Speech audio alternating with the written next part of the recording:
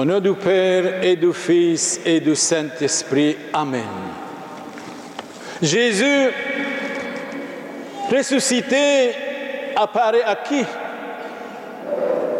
La première apparition à Sainte Marie-Madeleine, la pécheresse convertie. Et Jésus n'a pas lapidé cette femme qui a pris un flagrant délit d'adultère. Il lui dit, celui qui n'a pas péché, qui jette la première pierre. Tout le monde est parti, tout le monde avoue ses péchés grandement devant soi. Tout le monde, comme des voleurs, est parti en voyant leurs péchés. Il reste cette femme adultère. Jésus lui dit, Madame, où sont-ils ces gens qui vous critiquaient? Personne ne t'a condamné? Non, personne. Eh bien, Madame, va, je ne vous condamne pas. Non plus, ne pêche plus. Je crois, c'est ça le message de l'Église. Alors, les journalistes, les journaux, ils inventent n'importe quoi, ils disent n'importe quoi. L'évêque de Bruges a dit, mais ce n'était pas suffisant. Il devrait dire, réduisez-moi à l'état laïque. Mais le prêtre, quand il est ordonné, c'est jusqu'à la mort, il est prêtre. On ne peut pas réduire un prêtre à l'état laïque, jamais. Sauf, c'est lui vraiment, s'il va harceler le pape jour et nuit, s'il va demander peut-être, je dis peut-être, mais ce n'est pas sûr, bien sûr, mais je dis peut-être. Vous vous rendez compte? On dirait les journaux, les journalistes, etc., les soi-disant théologiens athées,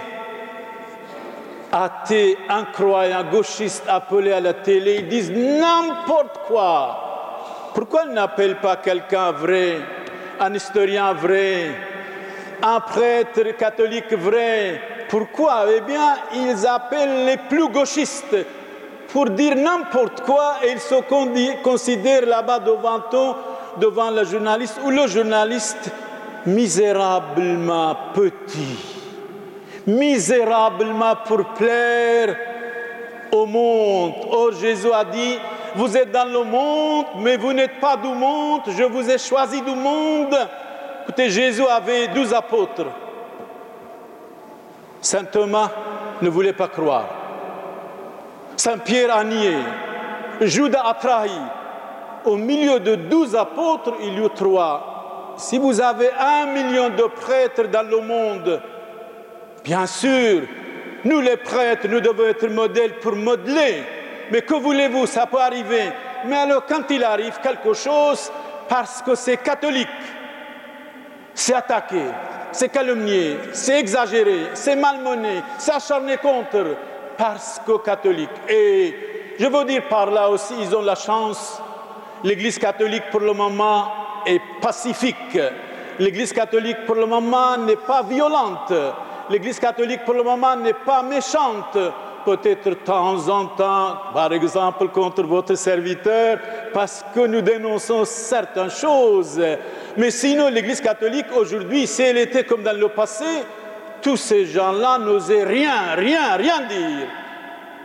Comme ils profitent de la gentillesse de l'Église ou des cardinaux même. Allez, par exemple, Monsieur Léonard ne peut jamais faire le mal, écoutez, ne peut jamais excommunier quelqu'un, jamais. Sont des hommes, la grande majorité pacifiques, absolument pacifiques.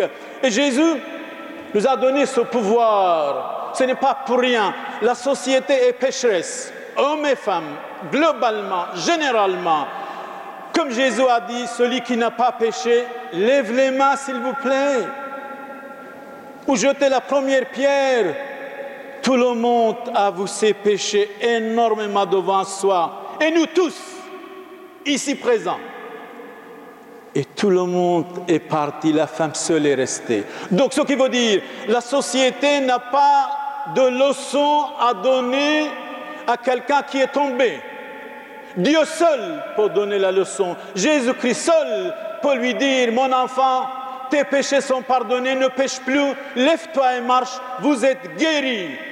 Tout particulièrement la société d'aujourd'hui qui est pervertie, corrompue, diabolisée, homosexualisée sur tous les plans, sur tous les niveaux, n'a pas de leçon à donner aux pécheurs et aux pécheresses et à quelqu'un qui est tombé. Vraiment non, vraiment jamais. Si c'était une société tellement spiritualisée, tellement sainte à la rigueur, il devrait dire, écoutez, voilà, soyez modèles, ne scandalisez pas. Nous devons être modèles pour modeler l'univers entier, vraiment. Et nous avons le pouvoir. Jésus nous a donné le pouvoir de pardonner les péchés du monde entier. Ceux à qui vous pardonnez ces péchés, ils lui seront pardonnés. Jésus dit dans le Saint-Évangile, chapitre 20, versets 21, 22, 23, Saint Jean, le bien-aimé, en disant, aimez-vous les uns les autres, je vous donne un nouveau commandement. Un nouveau commandement. Eh bien, aujourd'hui, encore, première lecture, je sais, vous avez oublié. Je sais, vous avez oublié. Et en répétant, on devient savant, nous devons répéter. Première lecture. Moïse a demandé à Dieu le pardon de la population.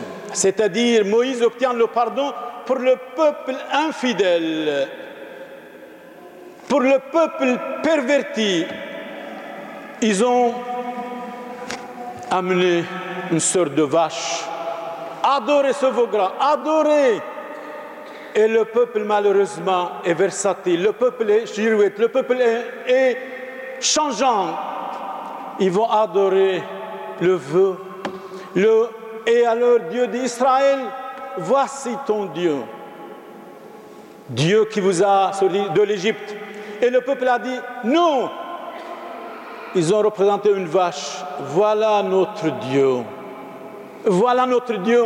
Souviens-toi de tes serviteurs. Dieu dit, Moïse dit à Dieu, ne les condamnez pas, ne les condamnez pas, même s'ils sont pervertis. Souviens-toi de la maison d'Abraham, d'Isaac et de Jacob. Dieu dit dans ce cas-là, je donnerai cette terre, c'est-à-dire Israël, comme héritage à ce peuple choisi de Dieu. Le peuple choisi de Dieu. Alors, dans le psaume de ce matin, psaume 50-51, le roi David, après avoir péché, il devient l'ami de Dieu, le bien-aimé de Dieu. Le roi David, après avoir péché, il devient l'ami de Dieu par la conversion. Ne pas jeter les pierres, ne pas fusiller quelqu'un. Non, on n'a pas le droit de fusiller quelqu'un, de taxer quelqu'un, de fixer quelqu'un avec nos doigts, voilà, etc. Voilà, vous êtes catholique, votre voisin va vous dire, non pas de leçons à vous donner, soyez encore fiers, encore plus forts qu'hier, que l'année passée. Je vous en prie, s'il vous plaît, ne soyez pas intimidés, tout particulièrement, soyez encore plus forts. Pitié pour moi, Seigneur. Le roi David, pitié pour moi, j'ai péché, effacez mes péchés. Il a demandé le pardon à Dieu. Il a demandé le pardon en dormant par terre 150 jours. En dormant par terre 150 jours. Dieu lui pardonne, bien sûr. Dieu est miséricordieux et l'homme converti, l'homme, quand il change sa vie, hommes et femmes, ils sont les formidables, les extraordinaires, les merveilleux du monde, absolument. D'ailleurs, je peux vous dire, l'Église catholique a profité des pécheurs convertis, a profité des milliers de pécheurs convertis. Ils devenaient de véritables apôtres de notre Seigneur Jésus-Christ, de véritables apôtres, des missionnaires de Dieu, des missionnaires de Jésus-Christ, après avoir péché. Je ne dis pas qu'ils pêchent, attention. Comme par exemple, j'ai dit, j'aime les divorcés, mais je n'aime pas le divorce. C'est autre chose, frères et sœurs.